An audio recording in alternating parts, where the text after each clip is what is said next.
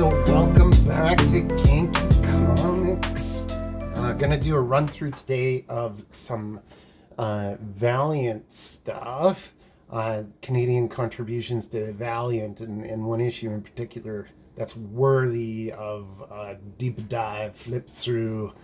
But first, just to let you know, we're gonna be at this zine party, local zine party here in Calgary. It's the first one, I think, that Shelf Life Books and Community Wise Resource Center has put together, happening, November 12th, 223 12th Ave Southwest, which is down in our Beltline area of Calgary. It's some of you Calgarians are going to know this building as the Old Y in the Beltline. And it's a really cool old building if you've never been into it. So short films are from Quick Draw Animation Library are going to be screened there. The long lost Calgary Zine Library is going to be unboxed for the day and is accepting donations from Gord and Charles in a free, very fun photo booth and guided historical tours of community-wise building. Definitely worth checking out, and is an important part of Calgary. Sounds like a lot of fun. I think it's going to be a really good, I think there'll be a really good mix of folks selling a lot of very, showing off a lot of very different, like I think it's going to be a very eclectic mix of things. Yeah. You know, like everything from very personal to very zany, very subversive. I hope so. Yeah, I'm really looking forward to it. I hope so. And trying to feverishly creating and brainstorming things. Absolutely. Looking for both of us to have some neat stuff. Yeah, I hope to have at least one little zine there. If there's anything that you saw in some of our previous videos of like the hauls that say we got at the Edmonton show, this is a good opportunity for you to pick up some of that stuff, because a lot of those artists and creators are going to be there. Mm-hmm. Yeah. All right. Out of the way, we got Bloodshot Reborn Annual 2016, the first annual from that series of Bloodshot. And I'll interject for one moment. Sure. If you're not a huge fan of Valiant yet and don't know a ton about it, don't stop the video. I'm in the same boat as you. I don't know a ton about Valiant, so you're going to be well represented. I see you. You are seen. I will be probably asking a lot of questions that you might have as well. But feel free to throw stuff down in the comments as well if you've got questions about this stuff. Gord is the man on this stuff. I like Valiant. He knows the stuff, whereas I have a very, very cursory knowledge of this stuff. So you can learn along with me. I think Valiant was in the 90s when it came out. It came out, kind of as a weird answer to Image Comics.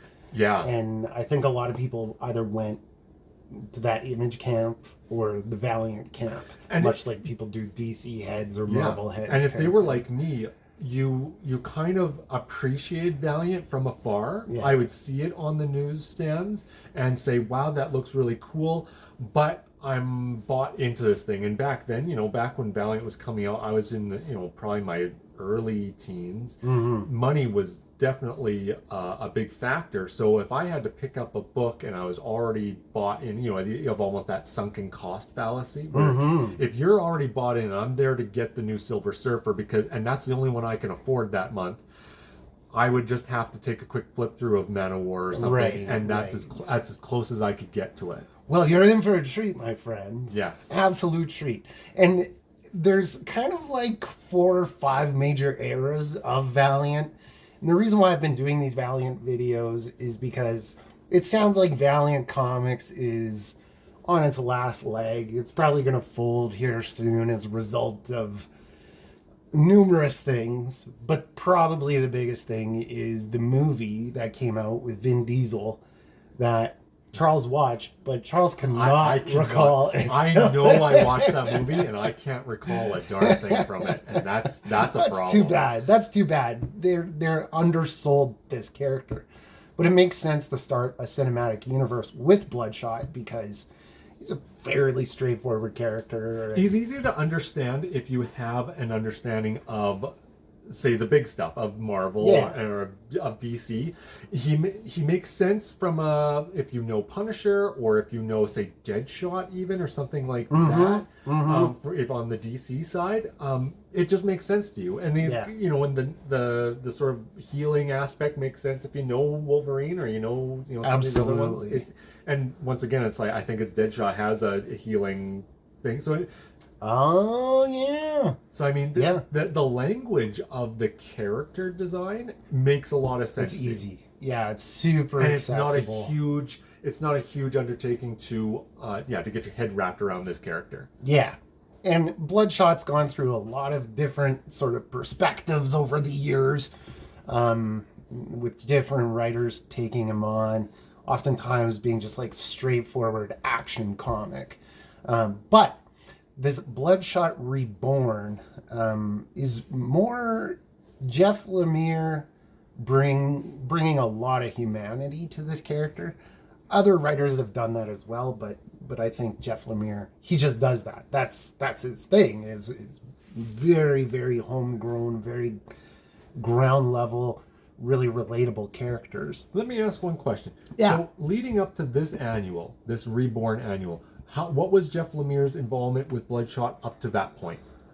He had done, I think there was a mini series that he was part of, and then he had done the event. I can't remember what event it was, where Matt Kent was the main writer on this event, who's another common contributor to this era of Valiant. Gotcha. And Jeff Lemire was just kind of coming in at that time. Jeff Lemire in 2016, just as he is in 2022, kind of one of the big names in comics, one of the big writers in mainstream comics right now. And we get to call him ours here in Canada. I believe his show based on Essex County is about to drop at any moment. I've been seeing in his Insta feed that it's got all these images from Essex County in there. Yeah, a lot of comics being adapted these days from Umbrella Academy. Which is awesome. Some big stuff going out there. You were talking about the Sweet Tooth.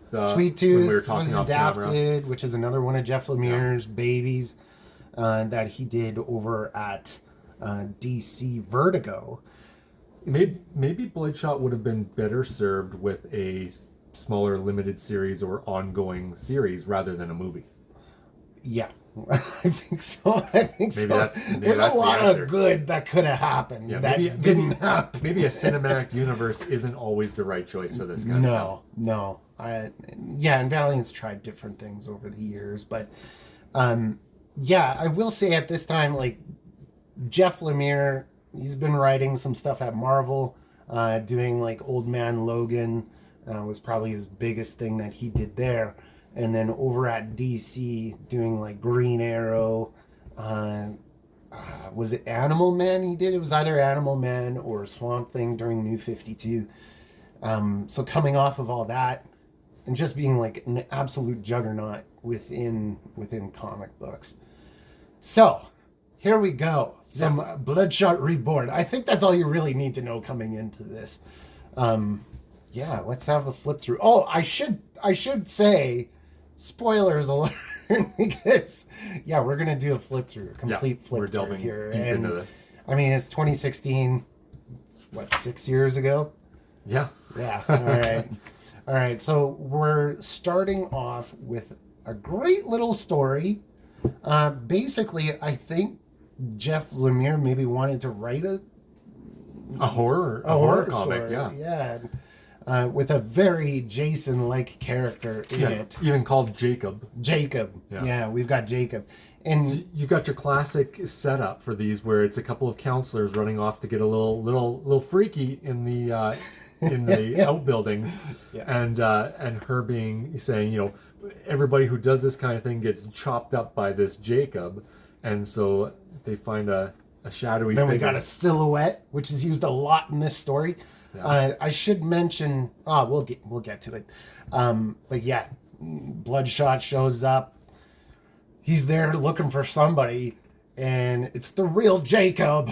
No kids, it's just Bloodshot, and they try to hurt Bloodshot.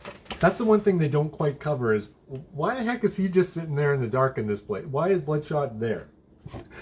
What's he doing?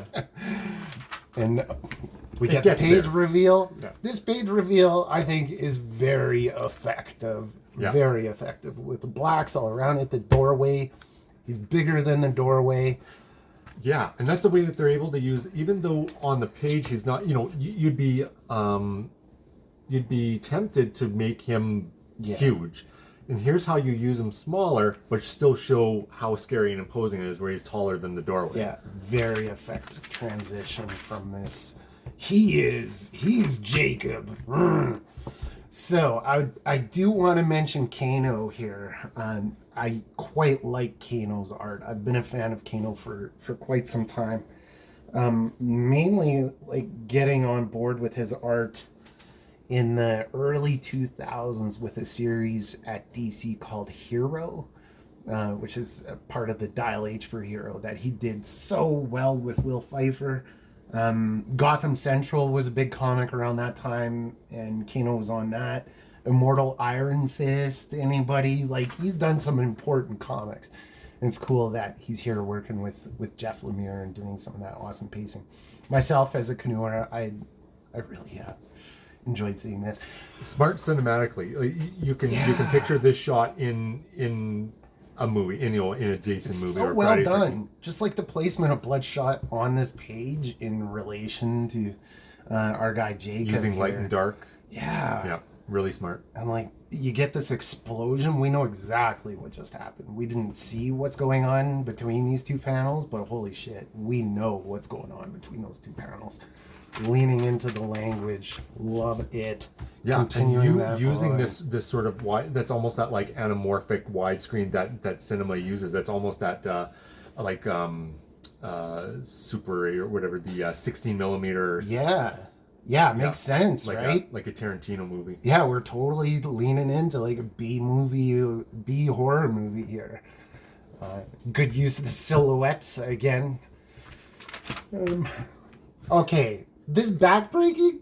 That's Bane. That's a breaking of the back That's so reference, good. is it not? Like, so good. To me, that's what spoke to me. It just looked so much like the breaking of the back. Yeah, but actually it has an impact. Yeah, like you feel this. You totally feel this. His guts all stretched out. Awesome stuff.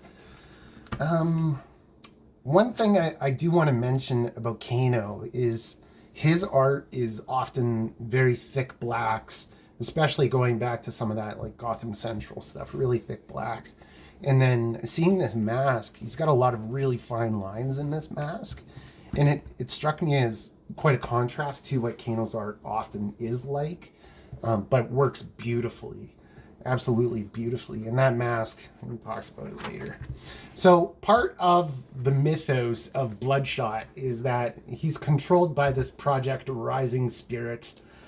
In fact, that's, I believe, the name of the series that came after Reborn was Bloodshot Rising Spirit, which is when I got off of the character. Yeah. And so this is sort of them explaining the setup of why he would have been. He's on a job for this group, this shadowy group, to go after this Jacob and it's sort of building upon that.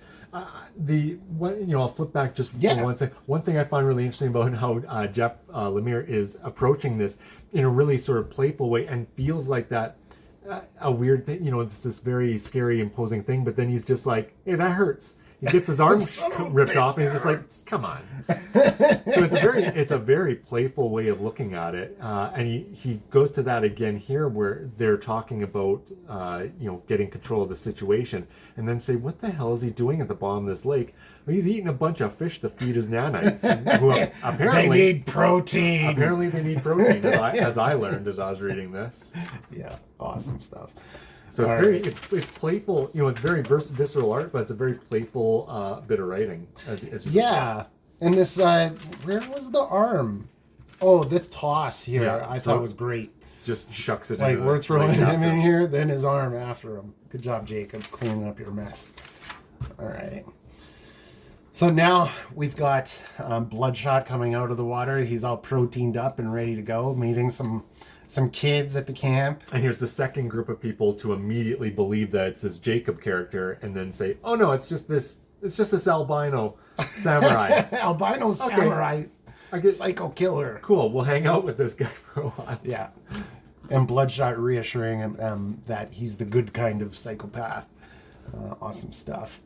Yeah, so here they say legend is he's in a cave nearby, and he says, show me where it is, and is going after him. So now we're on the Now here's where we really talk about that fine detail on the mask. The lines here, they might be tough to see because it's so, they use it effectively with so much darkness, so much shadow there, that it can be hard to see how fine that is. And a little teaser to the reveal that we're about to get to. So there's a bit of fighting here. Bloodshot is obviously very well equipped for any kind of confrontation that could come up, and he explodes a bomb next to our man here, and pulls off the mask. Turns out Jacob's got some nanites. Yeah, and in his disposition is quite almost childlike in his understanding, that you can tell that there's more going on here than a senseless killer. Which is gonna hit Bloodshot's. It's gonna strike a chord with him big time. Bloodshot tends to be pretty sympathetic to anybody who is being experimented upon. That's kind of his connection with Harbinger as well, and the kids in Harbinger. So you have nanites! And then we get this whole flashback scene. And it's cool because we know exactly that it's a flashback. You can see the change in tone from the colors, colors, going to this pretty solid color into these muted browns. And getting rid of panel borders. Losing panel borders completely. Yeah, it kind of gives you that more ethereal drifting from one thought to another to one. Yeah, so drifting from the actual incident of being blood to this, limbless and injured soldier, hearkening to almost to like that Metallica 1 video of the armless and legless man, trapped, basically that idea of being trapped in your body suddenly, and the horrors of that. Yeah, absolutely. I think Kano and Lemire did this really well as well on this page. Again, panel borders, don't have them. But you can see it's getting a little more clearer as it moves towards the present. It becomes a little more clear and less of that one tone across, which is really effective to show that, like, as it continues on and still the horrors of it. Yeah. And so basically he accepted the nanite technology and that, but then it had an adverse reaction to him, and so they realized he's probably undergoing brain damage at the same this time. isn't gonna work out. Yeah. Jacob is, he's the lab rat that's not gonna see it to the end. And he's not happy about that. Rightfully so, Jacob. And then they started firing on him. One thing that I really like about the spread is that while it's got no panel borders, it's like this tank that he's in is almost like a panel it does of do its that. own. And then they played with the gutter here of having the, like, that's a risky move. That's a tricky and risky move. That happens a couple times. To have the drawings and that go over the gutter, and have that actually as a splash is quite interesting. And with a lot of back when I was doing design school and stuff, they would have been angry at this because you create this tension here with that by having such a stark vertical divide there. But it matches up. It works very well. Yeah, actually, that's cool that you noticed that, because I noticed that back here too, with this whole scene. They kind of divide it down the middle. Like, you do see a small gutter coming in to this page, but it still works again. And even here, you got Buddy's shoulder in this panel on this page. Yeah, they play with that a lot. It's a tricky and risky thing to do. Very risky. But it can also pay off, because then it makes this tiny framed part here, this panel, suddenly become part of the larger thing, and it leads much further in. You understand much more about the spacing and the sort of three-dimensional space that it takes place in. And movement. Yeah, as your eyes move through this, it's And all very natural. It's thinking very cinematically, once again. It's almost like those, I forget what it is, but in the early 2000s or in the 90s, there was that new camera technique where they were following actors as the actors were walking across the scene. Oh. And it just felt really weird when I first saw it. A weird pan and scan. Yeah.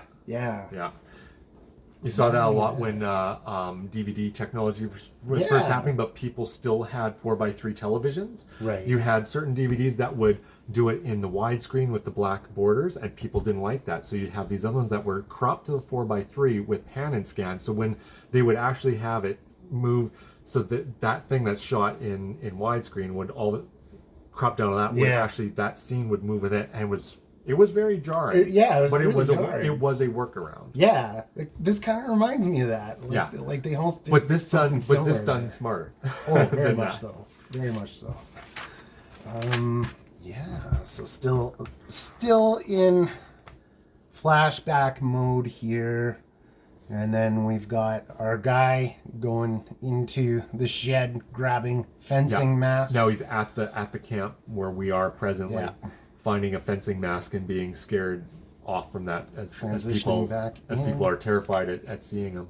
Excellent use of the silhouettes again.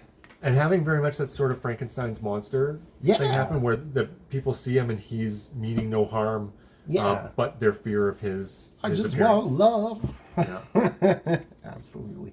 And he goes into the cave in the end. Bloodshot feels some compassion towards him. And then we've got Project Rising Spirit saying, "No, you need to kill Jacob. Get back there." Although kind of sadly, Jacob asks for help. And the only help that Bloodshot has is, "I won't kill you.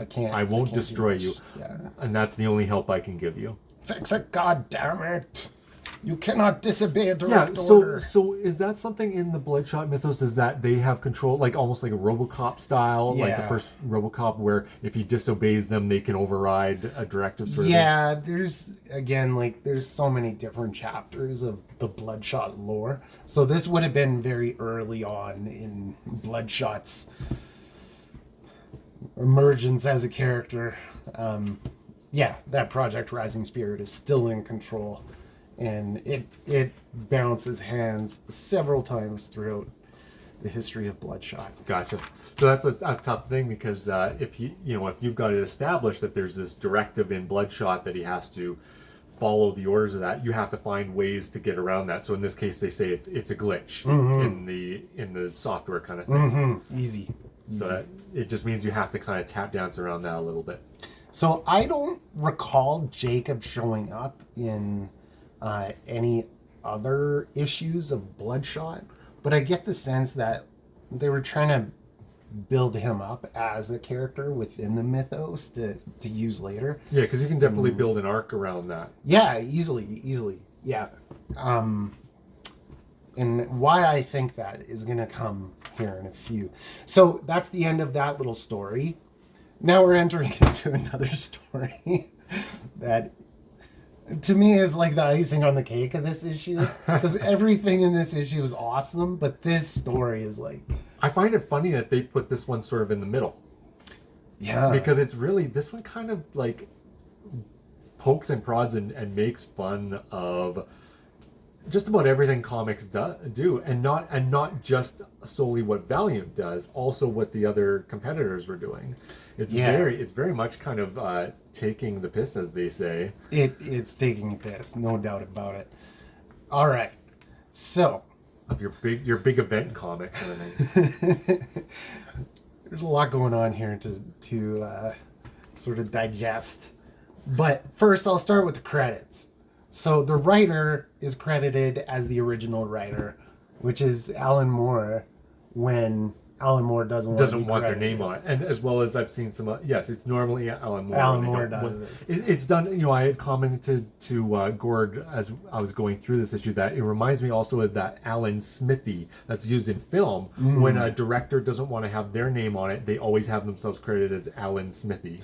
Yeah. So it's very much that, no, don't put my name on this. Yeah. And it's an act of rebellion, basically. It is. And it's pretty clear. So we find out later in this story who the original writer is, and it most certainly is Jeff Lemire, who at this time, like I was saying, is working for both of the big two and is a hot ass writer. They're asking him to write some big event comics. And he's working for them at the time that this is coming out as well. So working for Valiant and the other two big ones as well. Yeah. And that's fascinating to me because you do not. It tells you what a valuable creative person that Jeff Lemire is. That these big companies are not afraid to say, yeah, okay, don't sign the exclusivity with us. Yeah, that's very rare. Super rare, right? Like, of course, DC's gonna chase that. Of course, Marvel's gonna chase that with as high a profile writer as Jeff Lemire. But just doesn't happen. And of course, Valiant's good for it because we got all these awesome Bloodshot chapters out of Lemire. So he's writing this debacle, and Joe Bennett is one of the artists here, who in 2016 was kind of becoming a big deal. Joe Bennett's a canceled artist at this point. Oh, he scandal acknowledged. Yeah, so there was a series that was hot as hell, and it was really good. It was called Immortal Hulk. Okay. At Marvel, and it was like a super fresh new take on the Hulk, which is hard to do. Like, how much can you do with Hulk? And that series was winning the Eisners. Joe Bennett's art was very much appreciated. But he had snuck some imagery into that comic that was anti-Semitic. Oh, wow. Yeah.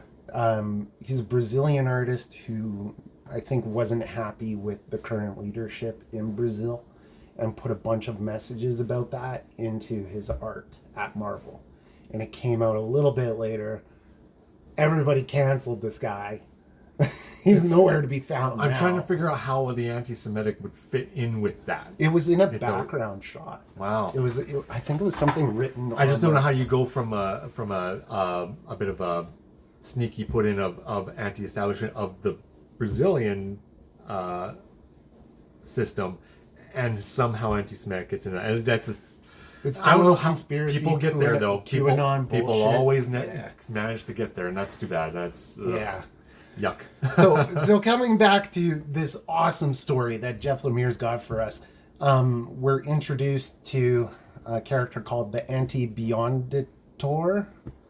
I gotta say, the character design is rad. It's so good. I love it. Good. It's like Galactus meets Jack Kirby Classic Monsters meets a Celestial. Yeah.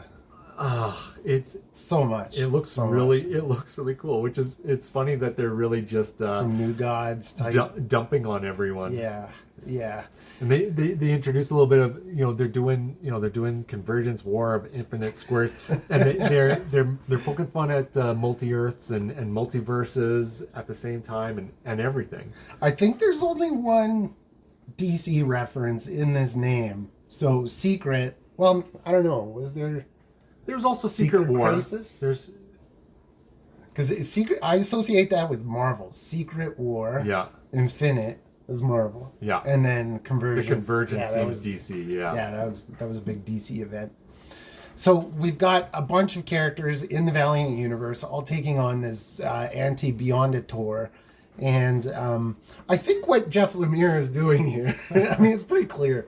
He's telling his major event crossover story. And it's super typical. It is exactly what you would expect. All the beats are here. All the tropes are here. It's got the formula. And the big difference here from an event comic at the big publishers, and Valiant's done it too in the past, is that you don't have to buy 300 tie-ins to know what's going on. Yeah. All you need is the 6 pages, I think, that this story takes place in. It's all here. Everything you need is here. So we get kind of a offshoot character of Bloodshot showing up called Blood Squirt. These squirts that come in, they introduce them in the beginning. They're just a little sort of self-replicating splatter, basically. So these squirts. So this is sort of like it's Bloodshot, but it's also Deadpool. It's also like he's a fast talking, little quipping, little jackass. Yeah, you know, I was. Holy hell. It's snowing here today in Calgary, folks, in case you didn't know. Holy heck. So, yeah, Blood Squirt, I have my suspicions about why Blood Squirt got introduced into the Bloodshot lore. I think a lot of it has to do with some, like, the imagery that existed at this time. Like Scotty Young being a very popular artist, very popular cover artist, doing every other variant cover at this time, or Jeff Lemire just likes writing kids. Like Sweet Tooth is a story about kids. Essex County is a coming of age. This would have been around the time that Nova was being rebooted to Sam Alexander as the child version. Yeah. It also, the Squirt's also, and as we get further into it, you'll start to see other versions of Squirt riffing on other characters. It reminds me a bit of Impossible Man from the Silver Surfer series. That would very much was basically a Looney Tunes cartoon character. Yeah, very similar. And this, the Squirts are very much into that sort of that way of thinking. I think even at some point, like the Justice League gets turned into a bunch of kids. I'm sure that exists. I'm sure that's up there. Anyways, yeah. So we got Squirt. Squirt's gonna help take on this big baddie. Not a whole lot to know beyond that, I think. Yeah. And he's swallowing everything. And then on this page, we are introduced to a new Squirt, a new character in the Bloodshot mythos. What's her name? Oh, She Squirt. She Squirt. They wanted to call it says there's editor's note, they wanted to call it Squirt Gwen, but they were gonna get sued, they figured. So that's a good gag. That's a really good gag. You know. Should we label our video a survey of She Squirt? Is that going to be okay? I don't know if you might. Yeah, the algorithm might not like an observation of She Squirt. I just love that it's basically a hey. There's no time to explain.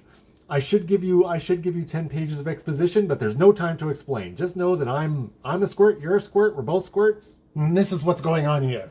Yeah. And here's my MacGuffin. Here's my ultimate MacGuffin that I grabbed from somewhere. Somewhere. Yeah, love it.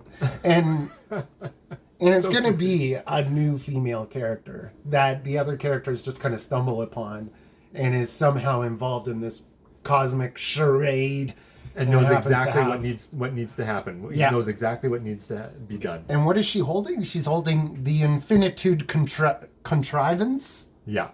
So it's basically your cosmic cube. But in the end, she says, it's a bomb. I got a bomb. Which I love because I have a real beef with Marvel movies and a lot of other There's always stuff. a MacGuffin. It's always big bomb at the end of the movie, seems to solve everything. And sure enough, that's what's happening here.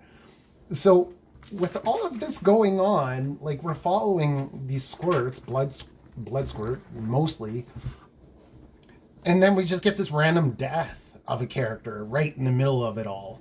Torque dies from Harbinger, and we've got Faith holding Torque in her hands. This pose, this very image, iconic, very trope. Holy hell! Yeah, what right? a trope! Yeah, yeah, we've seen that a million times. Here we get our big explosion, I believe. Yeah, we get it. We get it, and basically burps and and everybody's happy. So I don't want to read it word for word, but we got the editors talking to each other, and Dinesh is in here, who, as you know from my other Valiant video, if you haven't watched that, go check it out.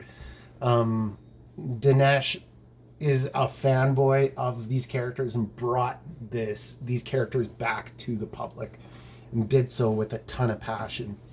How did you ever allow this story to be published, Warren, who was a very loved editor at Valiant at this time? And he's saying, it's Lemire. We got to publish it, Dinesh. If we piss him off, we won't he won't help write all of Kint's books anymore.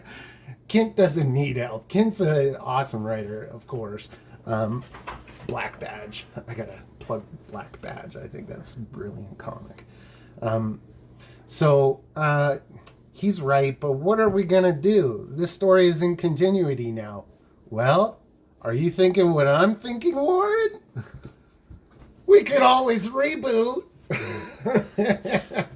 Which often happens at the end of a big event. Well, yeah, when you find yourself painted into a corner, yeah, then you knew 52 that 52 thing. Again. And we know, I think it was just announced like a few weeks ago that DC was rebooting again. Is New 52ing again. And it's so weird because it seems like people are now starting to appreciate New 52.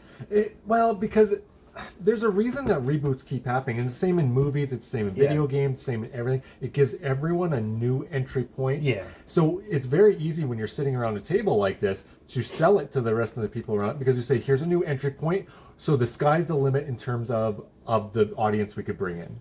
That's why reboots happen. Love it. And yeah, again, like 6 pages. What is this? 8 pages or so that we've got? And there's your whole little mini event. So the next Marvel event that gets announced, just refer back to this story. Come back to this story, because everything that's going to happen in that big event happens here. Yeah, the same formula is used here, but made fun of. Yeah. And discussed quite well. So, okay, now we switch. And you know you're switching to a new story. Yeah, here's your whiplash moment to back into a really sort of really complex in art style, and it's really nice. So Ray Fawkes. Yeah, I'm gonna really kind of neat what he's doing here. So we've got Jacob from that first story in this issue. And now we're really getting into his head and seeing basically what his perception is like. Yeah, returning to Jacob and finding, but through his eyes, rather than it being this sort of monster, slasher film thing. Now it's very much an introspective, through their point of view story, because you're actually seeing almost like the Terminator sort of, or RoboCop. Yeah. Very much the dissection of everything that he sees. What his way of being tells him about it. Yeah. It scans for threats. It looks for opportunities to take something out if it is a threat or needed for some reason, as needing the protein. Once again, because we've established that he's got the nanites. We know what protein is a factor. Nanites, take the protein, take the kill. Yeah. And you see, it puts you in the headspace, and right away in this first page of the urges. That's sort of that's the ever present narrative going on inside his brain.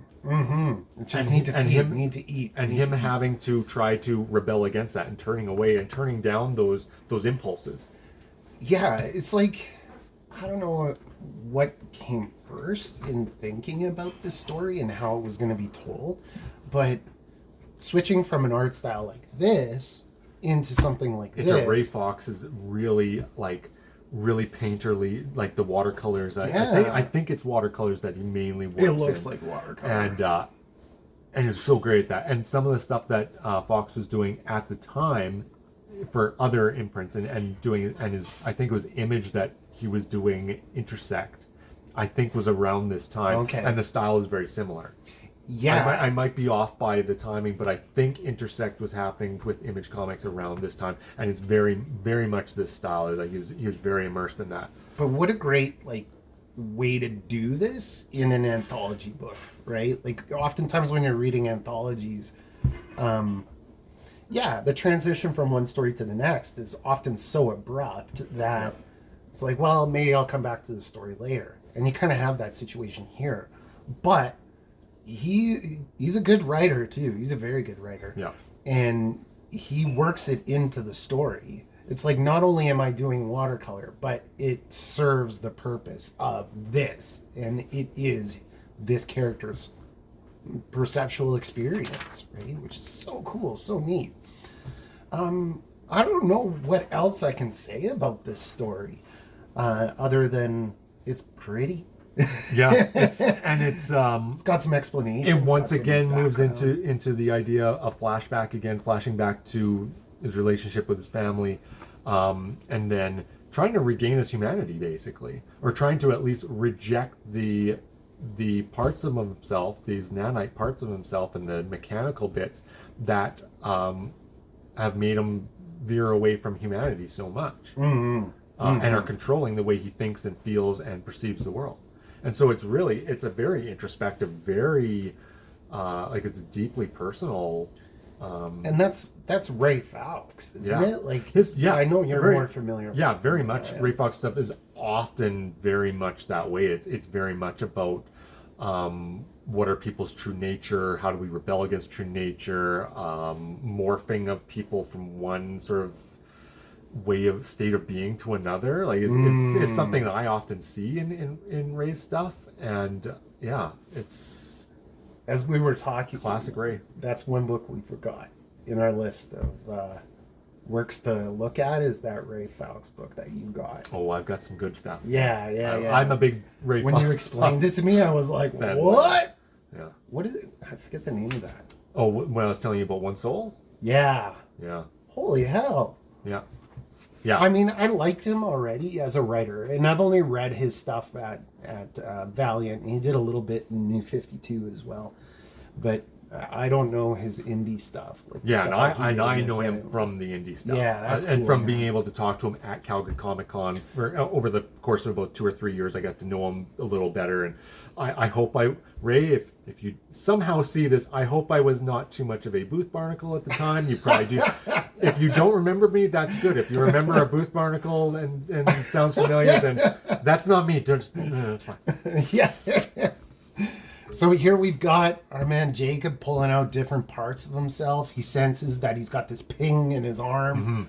It reminds me a lot of Total Recall with Schwarzenegger. It's very much to like rip this thing out of your head. Yeah.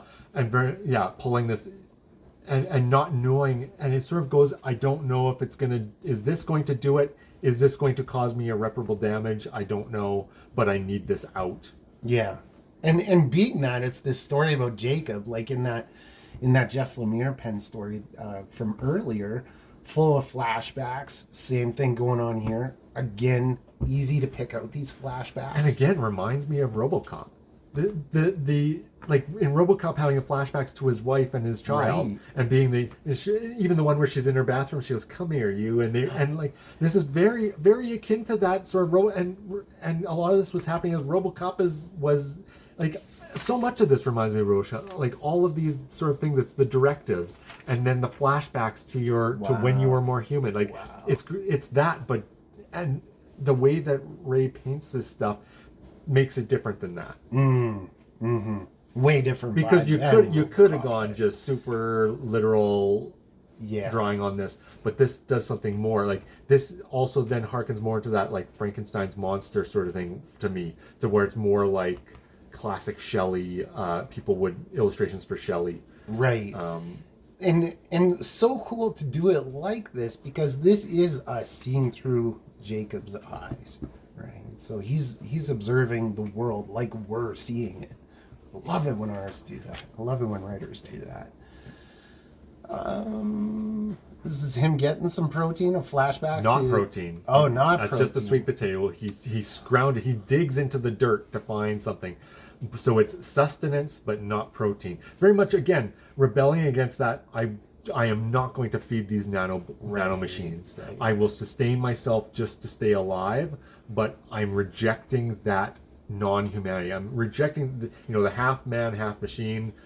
I'm rejecting the machine portion. Right.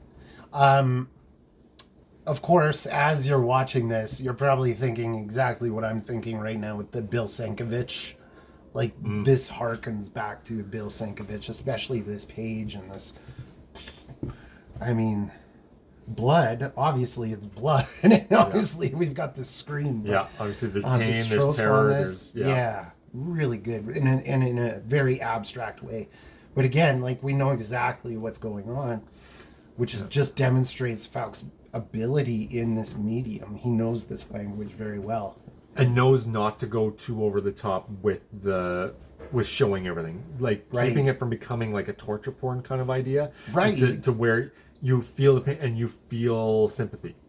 Man, You feel empathy. You feel empathy, yeah, and that's a difficult thing to do as an artist, is to make someone feel empathy. Absolutely, yeah, nice. Only quiet. Yeah, and in the end, you watch the directors melt away, and he's regained something of himself. Yeah, so awesome. Wild, really So wild. awesome. Yeah, Love that story. It took me a while to appreciate this. Like, I've read this issue a few times, and yeah, just like this whole issue as an anthology and looking at it as an anthology book, which, yeah, technically it is, all centered around our man Bloodshot, but Yeah, classic annual style. really smart editing on this book. Yeah. Holy hell. All right, so now And now the whiplash happens again. it happens again, but makes a lot of sense. So I couldn't really tell you exactly what this is about, and what it's about doesn't really matter, because I think Because it's badass. It's badass. That's all you really need to know. It reminds me, and I mentioned to you, it reminds me a lot of the Heavy Metal, the movie, even to the Green Orb. That is sort of your your set piece around that sort of links things together. This just reminds me of the portion from the Heavy Metal movie about Den, who is a young boy who suddenly finds himself ripped into another dimension and becomes this muscle-bound badass that he always wished he was, from the 60-pound weakling he was. But Bloodshot starts that way. He's a badass right away, but he is imprisoned. Yeah. I think this is very much like that 90s underground revival that is becoming very popular. And of course, like, We talked about Ed that. Piskor, Jim Rugg being the ones who are really pushing that forward, influence what we're doing here. But we talked about that Gore comic. That's sort of idea too. Like Gore's that got 90s this. that 90s ethos is back in such a big way, where sometimes the style of the badassery of it is that's the star of the show. And it's so cool because, I mean, Bloodshot is this.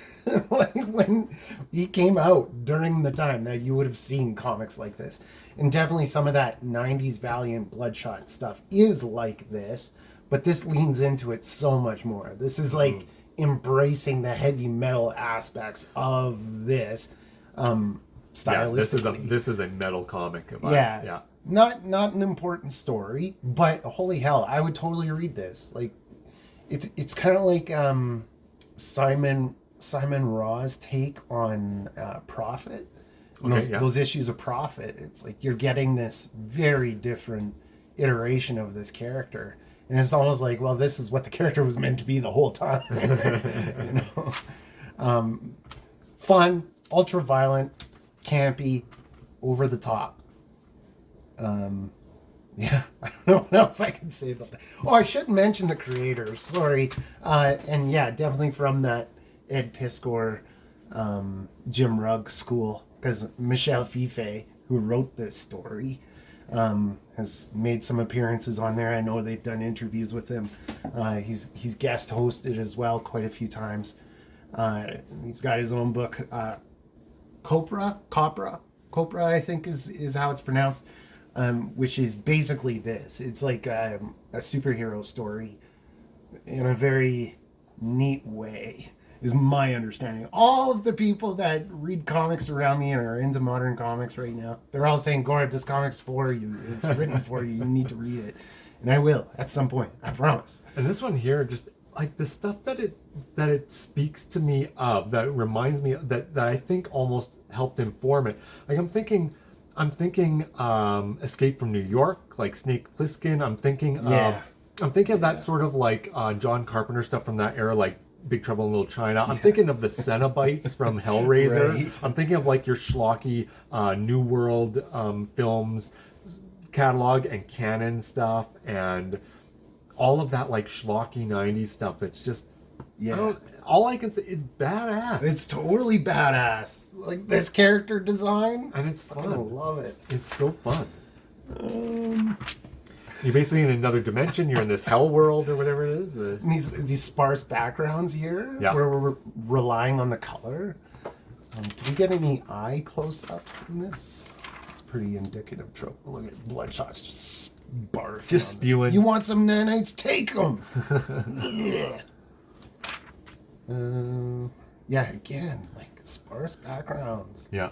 Relying on the color for those fills and gradients. It starts with a "the end?" question mark, and yeah, I don't know if Valiant was kind of planning something with this to continue on, but you could do a fun offshoot with you this. could Yeah, for sure. totally You do do a series limited of this. series of it or Yeah. something, or even just a few one shots or something. I would have read it. Yeah. 100%. I would have read it. I would have bought this.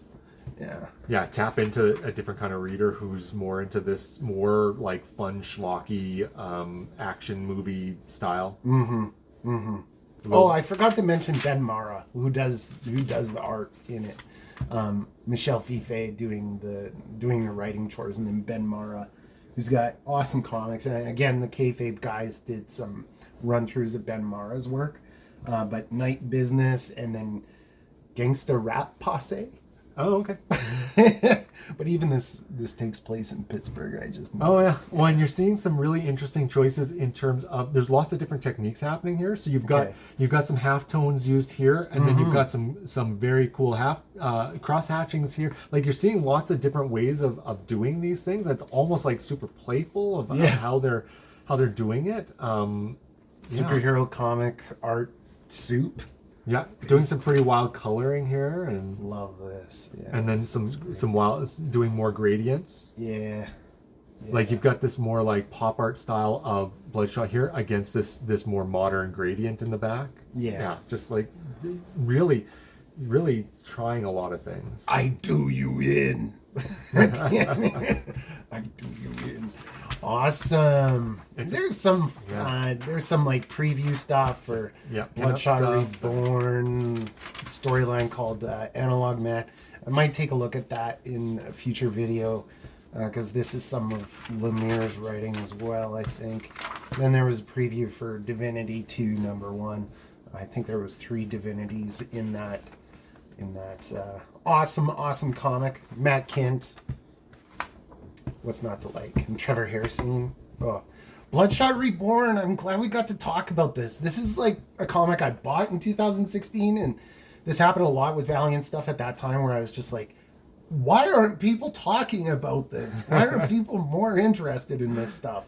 I just don't get it because it was such high quality.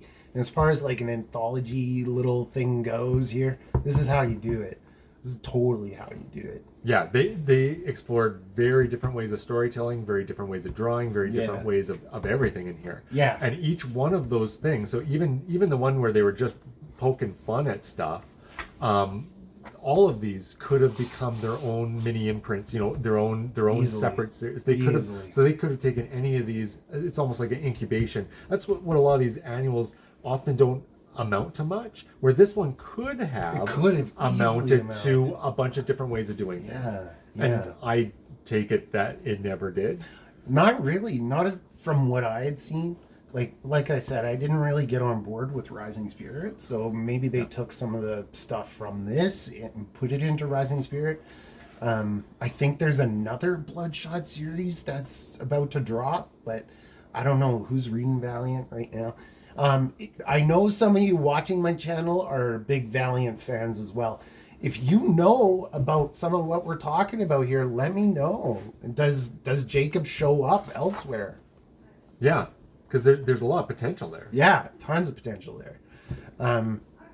Yeah, how you feel reading this? I kind of coaxed you into it, and I was like, you gotta read this, man. It's cool. We gotta do a video about it. I was telling Gord that for like earlier in the video right now, is that, you kind of had to, back then, even in the mid 2000s and that, it was always, who are you with? Who are you with?